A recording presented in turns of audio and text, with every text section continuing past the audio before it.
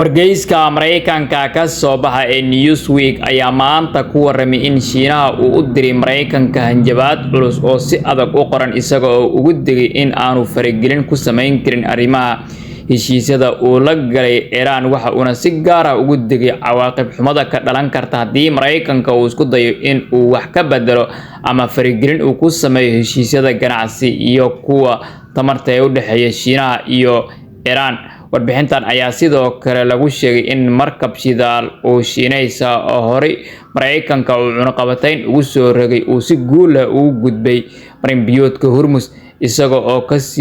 sii jeeda marka Shiinaha inkastoo ay jirto xanibaad uu Mareykanka ku dhawaaqay. Docda kale sida ay warisay wakaaladda wararka ee Reuters, Shiinaha ayaa si cad uga hor yimid Mareykanka waxa uuna jibiyay xanibaadda la saaray marin-biyoodka Hormuz. Warbixin ay daabacday warbaahinta CNN ayaa waxay ciwaan ugu dhigtay Mareykanka oo ka fikiraya wareeg labaad oo wadahadallo fool uu la yeesho Iran iyadoo xayiraad la saaray dekedaha Iran.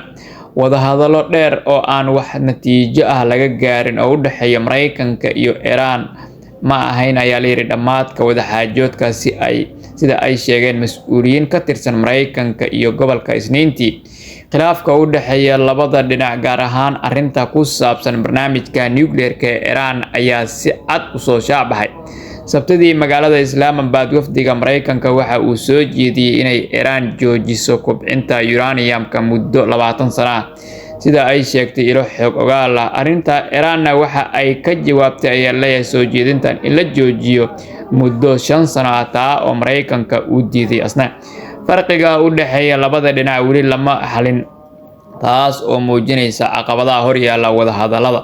Madaxweynaha Mareykanka Donald Trump weli waxa uu u furan yahay ayaa leeyahay in dib loo bilaabo wadahadallada foolka haddii uu arko Iran haddii ay diyaar u tahay ama ay aqbasho dalabaadkiisa sida ay sheegeen dadka arrintan la socdo.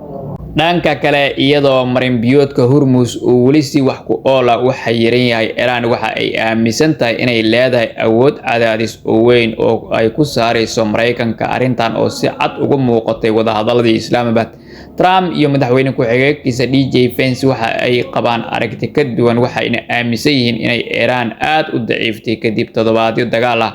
isla markaana ay tahay inay aqbasho dalabaadkooda sida ay u arkaan xayiraaddu waa xeelad cadaadis oo lagu qasbayo Iran inay miiska wadahadalka ku soo laabato iyadoo dabacsan. Trump waxa uu Isniintii sheegay inay Iran la soo xiriirtay maamulkiisa subaxaas isagoo yiri waxay si weyn u rabaan heshiis si kastaba ma uusan sheegin